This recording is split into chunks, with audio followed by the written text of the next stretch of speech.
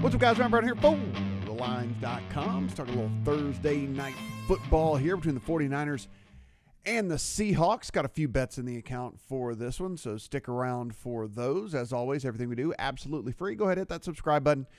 Give us a comment in the section down below what your play is going to be for the evening. And also, you want to thumbs it up, we appreciate that as well. An important game, actually, in the NFC West as we see this game sitting 3.5 as of this recording. Now, could this make it back to 3? It was at 3 in favor of the 49ers. Could it make it back to 3? Seems like there's at least an opportunity at some of these books. As you can see, the 3.5 is juiced, but my guess is even if it does, it's not going to last very long. So I think you'd have to be just lucky with your finger on the trigger there to take advantage of it. 49.5 is our total here in this one. This one taking some money towards the over, and got to be honest, I kind of get it when you break down these two teams. And let's go ahead over here to the injury report. And you can see over on the San Francisco side, Hufanga is out in this one. You can see the kicker in Moody. Obviously they'll have a kicker, but they're good kicker out in this one as well. And then you can see right here, Charvarius Ward, their best corner. Couple of limited DNP'd on Monday, then a couple of limiteds. He's questionable, so something to monitor there on the San Francisco side of things. Here on the Seattle side of things, Byron Murphy out. They moved Nwosu to the IR, so he's out and out for a while.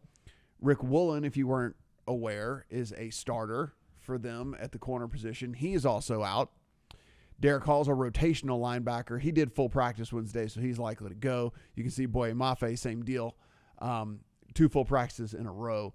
He's very likely to go as well. Julian Love, starting safety for them.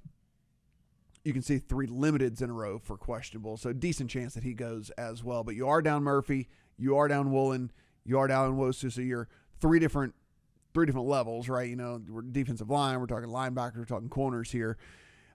Missing starters for this Seattle defense. So back over here again, sitting 3.5. This was 3. One of the interesting things just kind of to me about this game overall is shockingly how much pressure this Seattle defensive line has been able to put on opposing quarterbacks. Actually, the number 1 pressure team in all the NFL, which I'm sure you wouldn't have thought that. I wouldn't have thought that, but that's where we sit right now, at least as we head into week number 6.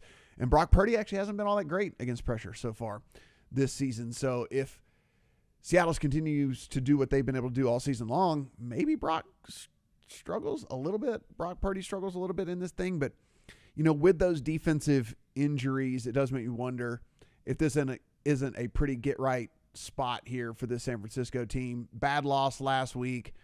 You got Seattle coming off a bad loss as well. Rookie head coach, short week. Losses on the defensive side at multiple levels, things like that maybe are pointing in the wrong direction here. Maybe a get right spot for Shanahan and the San Francisco 49ers team. I have full disclosure, I have a 3 in the account. 3 is no longer available. If it got back to 3, I'd feel fine putting it in on the 49ers. I just think that I think they're in a much better spot now than they have been in a while. Get everybody back for a couple of games, get a little bit of continuity back. I mean, remember, this team's just been beat up all over the place. And I understand CMC's still back out there. He might not play this season, so I'm not really even counting him in the equation. But you're going to have Debo, Ayuk, Kittle all out on the field together for at least now a couple games in a row. So I expect to see a little bit better performance out of the San Francisco team.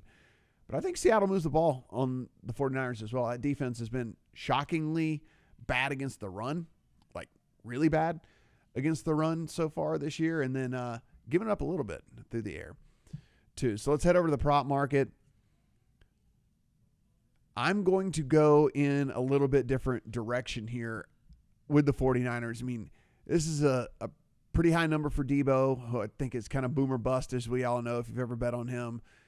Ayuk, kind of the same deal. Kittle, I feel much more confident in and him getting over his, but really the one that jumped off the page to me, the one that made the account, the one that I actually have as a big edge is Jennings. I understand that we got everybody back healthy for this 49ers team, but if you kind of go over here to Juwan Jennings' game log, you can see even when they've had various people in and out of the lineup, you look at this target, 5, 4, 12. We know that was when he was the only one out there, 6 and 4. So he has not gotten fewer than 4 targets in any of the 5 games so far this season. And if you go right here, and by the way, I'm just over on Pro Football Reference, if you're wondering what site this is.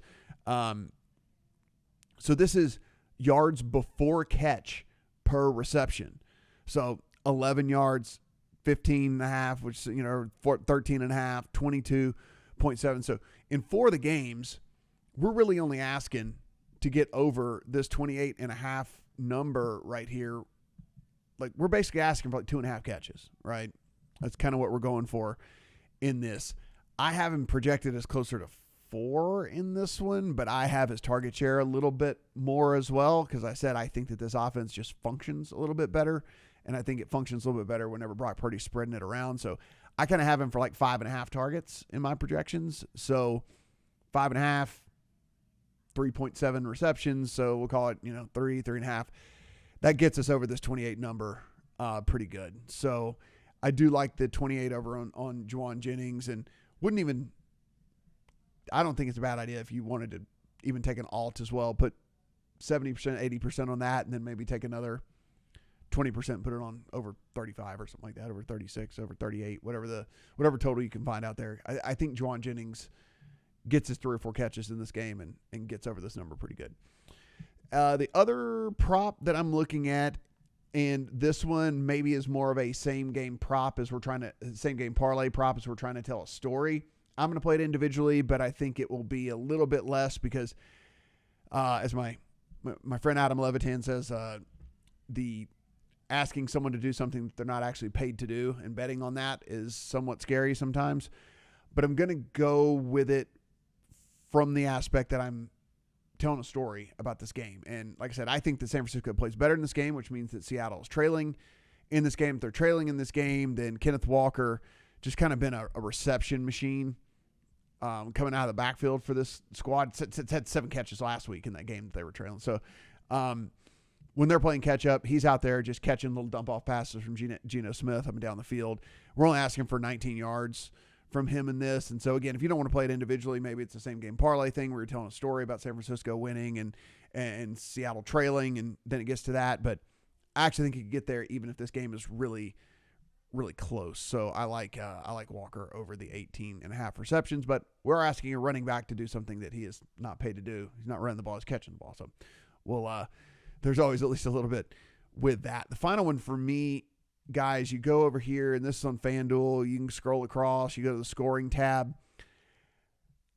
I'm not going to play like the traditional over in this one. I'm going to give myself a little bit of a buffer. Both teams to score 20-plus points. Yes, on the minus 128. I'm going to ladder it. Both teams to score 25 points. On the yes on the plus 260. So that's where I'm kind of going here. With this one, put 75, 80% of a unit there on that one. Put the other quarter of a unit there on the over 25.5 points. The interesting thing about this San Francisco team, if you've been watching, like they just haven't been able to keep a lead in the second half. And one of the shocking things that I saw in some research I was doing for this game is they have not had a team have to go 3 and out in a fourth quarter a single time this season. It seems like unbelievable, but like the 49ers opponents have not gone 3 and out in the fourth quarter this whole year so far. And Seattle certainly has multiple weapons, not only the 3 receivers that they've got, but like I said, Ken Walker coming out of the backfield as well. So I'm going to do both to score 20, which I feel pretty confident in, and then just kind of a little bit there on the juicy plus 260. That is always good to get in the account on the over 25 points for both of these teams as well. So quick recap. I have the 3 in the account, 3 no longer available. If it were to come back around, I wouldn't hate that on the 49ers. If you're going to play it in like an alt line parlay or something like that, that's on the table for sure. If you do want to take it under a field goal, as we said on the receiving side of things, really like the Juwan Jennings one. If we're asking what the favorite bet of the night would be, that would be it.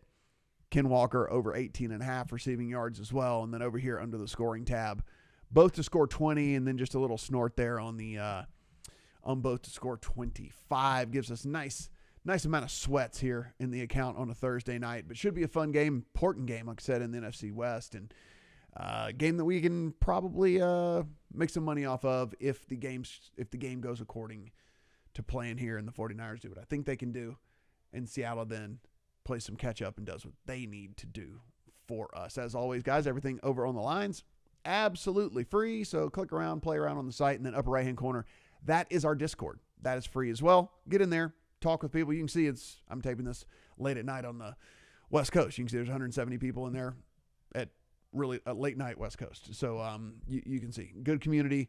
Go in there, talk football, baseball, basketball, whatever you want to talk, golf.